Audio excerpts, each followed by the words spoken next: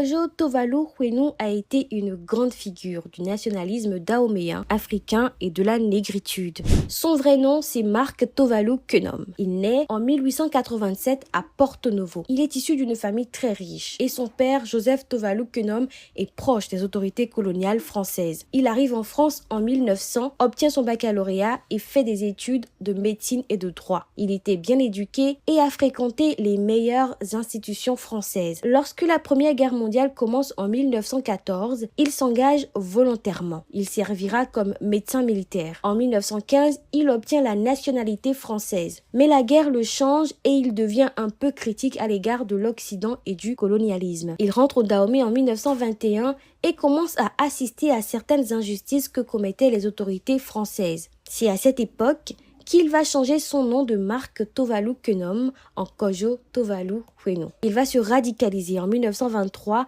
après avoir été chassé d'un théâtre parisien parce que des touristes américains blancs étaient mécontents de voir un noir présent dans le même établissement qu'eux. Il fonde en 1924 la Ligue universelle pour la défense de la race noire. Et avec son ami guyanais René Maran, il crée le journal Les Continents pour exposer ses idées. La même année, il rencontre Marcus Garvey et devient son représentant le plus influent en Europe. Le discours qu'il prononce en 1924 à New York devant les militants de Marcus Garvey le rend célèbre. Mais son combat commence à agacer la France. Alors en 1925, il est banni du barreau. Kojo Tovalu est alors contraint de rentrer au Dahomey. Dans son propre pays, il sera arrêté à de nombreuses reprises pour activités subversives. Les années qui suivent, il navigue entre la France et le Dahomey, mais reste surveillé par les autorités françaises. Au début des années 1930, il rencontre à Paris la chanteuse d'opéra afro-américaine Roberta, qu'il épouse en 1932. Le couple s'installe ensuite à Dakar au Sénégal, où Kojo Tovalu Huenu s'engage dans la vie politique. Cette démêlée avec la justice ne s'arrête pas pour autant. En 1936, il est à nouveau arrêté